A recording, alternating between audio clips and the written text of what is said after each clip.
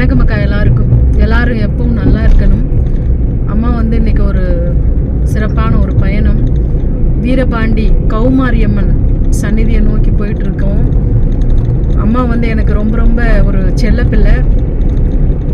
ரொம்ப ஒரு குழந்தை வடிவத்தில் எனக்கு அருள் கொடுத்து இன்றைக்கு வரைக்குமே எனக்கு என்ன விதமான பிரச்சனையாக இருந்தாலும் முதல்ல எனக்கு ஆறுதல் கொடுத்து, எனக்கு ஒன்றும் இல்லை, கவலைப்படாத, நான் இருக்கேன் அப்படின்னு சொல்லி பலம் கொடுக்கக்கூடிய ஒரு அற்புதமான ஒரு தாய் வீரபாண்டி கௌமாரியம்மன்.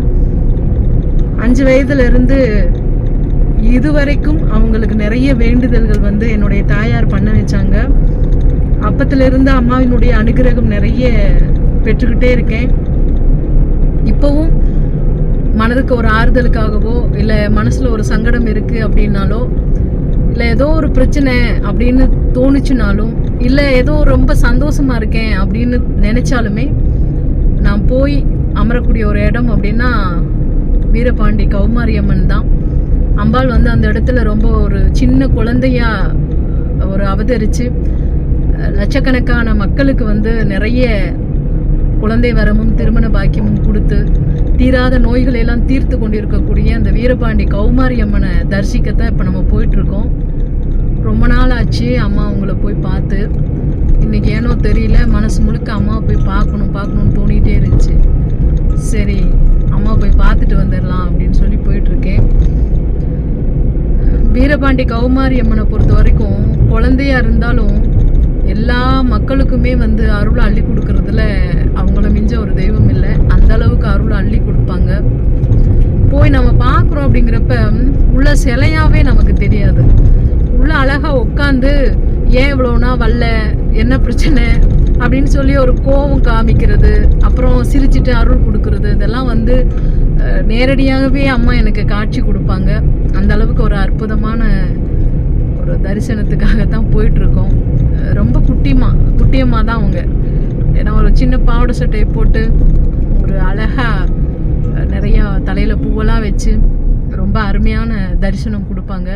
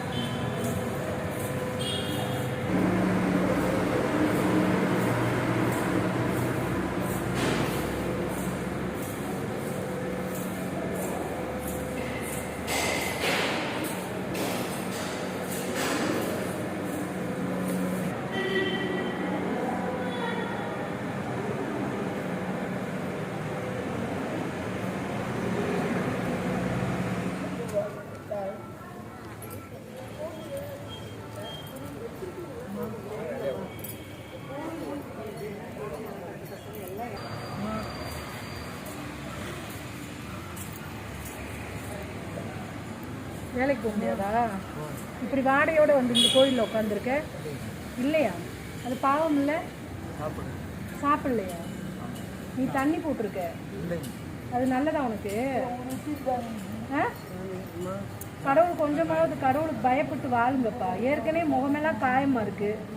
உழைச்சி சாப்பிடணும். சரி உழைக்கவே வேண்டாம், பிச்சை எடுக்கிறோம் இல்லையா, பிச்சைன்னு கூட சொல்லக்கூடாது, யாசகம் வாங்குறோம் இல்லை, அதை சரியாக பயன்படுத்தணுமா என்ன? நீ வயிற்று பசிக்கு சாப்பிட்டா எவ்வளோ வேணா கொடுப்பேன் நான். வயிற்று பசிக்கு சாப்பிட்டா இன்னைக்கு உனக்கு என்ன வேணா வாங்கி தருவேன். நீ தண்ணி போடலாமா சொல்லு, தப்பு இல்லையா? சொல்லு, தப்பு இல்லையா? தண்ணி போடுறதும் இல்லாமல் இப்படி ஒரு புனிதமான இடத்துல வந்து உட்காரலாமா தங்கம்? சொல்லு.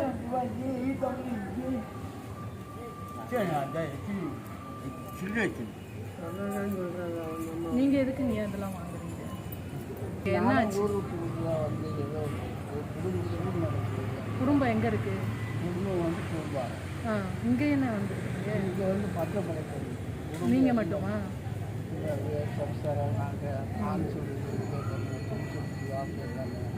ரொம்ப